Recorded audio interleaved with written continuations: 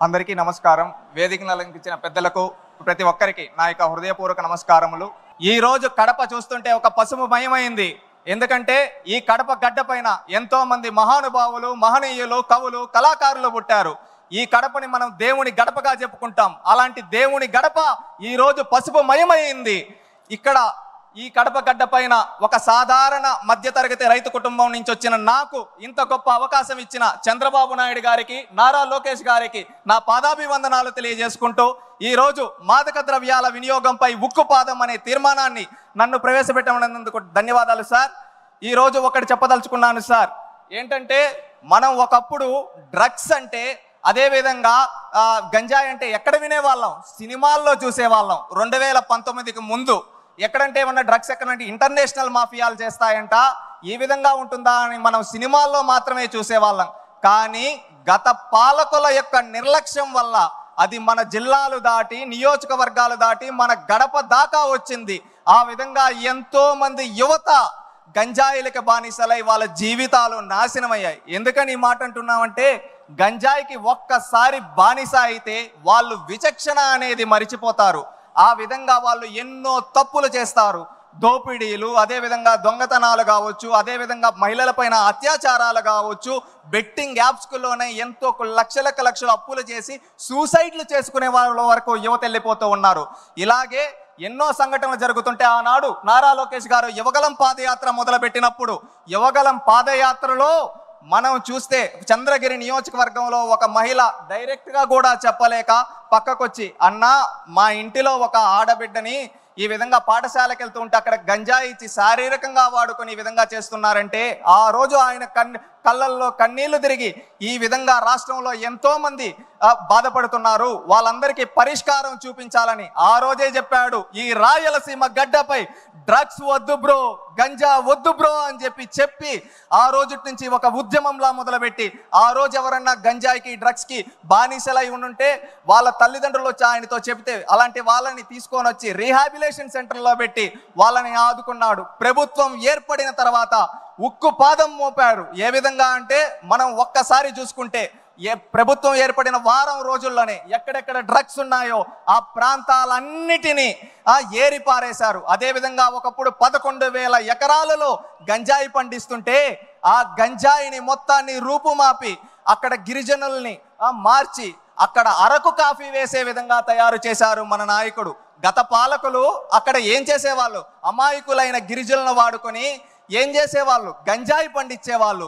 కానీ నేడు మన నాయకుడు అదే వాళ్ళ చేత అరకు కాఫీ పండించి ప్రపంచ కుబేరుడు వరకు ఆ అరకు కాఫీని అందించి మన గిరిజనుల ఖ్యాతిని ప్రపంచానికి చాటాడు మన నాయకుడు. అదేవిధంగా లోకేష్ గారు, ఇది మనం చూసాం, పల్లె పల్లె వరకు వెళ్ళింది. దీన్ని రూపుమాపాలి. అది రూపుమాపాలంటే మళ్ళీ గ్రౌండ్ లెవెల్ నుంచే చేయాలని ప్రతి పాఠశాలలో ఈగల్ టీంలు ఏర్పాటు చేసి ఎక్కడికక్కడ దీన్ని రూపుమాపడానికి చర్యలు తీసుకుంటూ నిరంతరం పర్యవేక్షిస్తూ ఉన్నారు. ఈ విధంగా పర్యవేక్షిస్తూ గంజాయి రహిత ఆంధ్రప్రదేశ్గా గత సంవత్సరం రోజులో మార్చడం జరిగింది. ఇదే విధంగా నేను ఒక్కటి చెప్పదలుచుకున్నాను.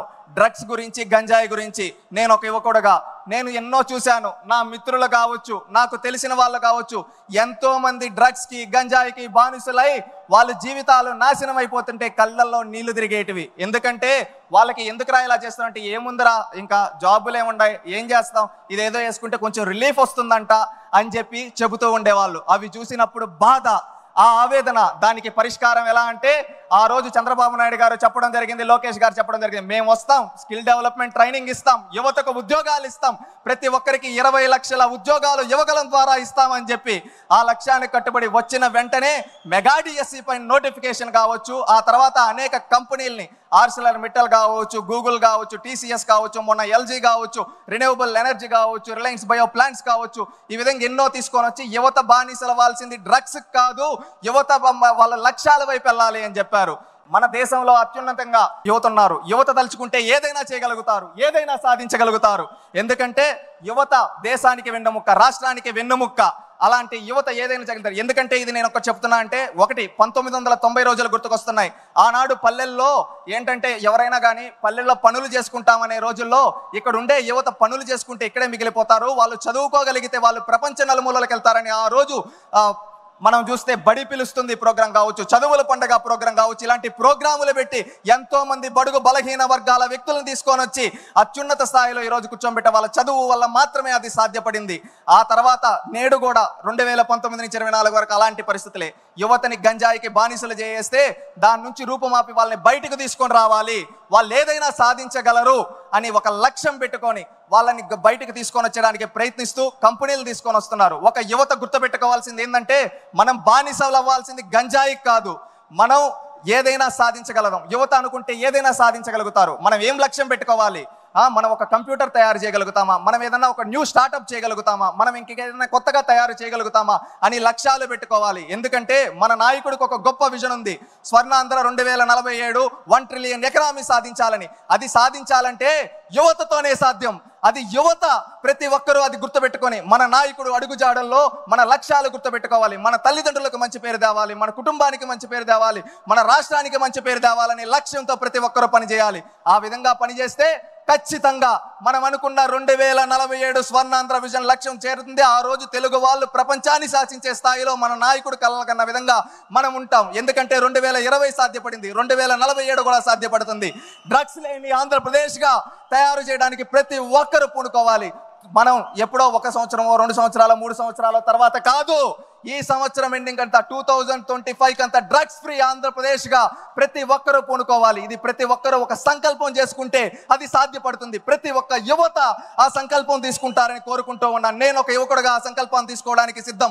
నేను డ్రగ్స్ కి బానిసవను, మద్యానికి బానిసవను. నేను ఈ రాష్ట్ర భవిష్యత్తు కోసం పాటుపడతాను. నేను అనుకున్న లక్ష్యాలను సాధించడం కోసం ప్రతి ఒక్కరూ మనం ఎంచుకున్న రంగాల్లో మనం అనుకున్న లక్ష్యాల వైపు ముందుకెళ్తే మనం రాష్ట్రం బాగుంటుంది, మన నాయకుడికి మంచి పేరు వస్తుంది. ప్రతి ఒక్కరి చేయాలని కోరుకుంటా. ఇంకొకటి సార్, నేను ఒక 2 ప్రతిపాదనలు చేయదలుచుకున్నాను.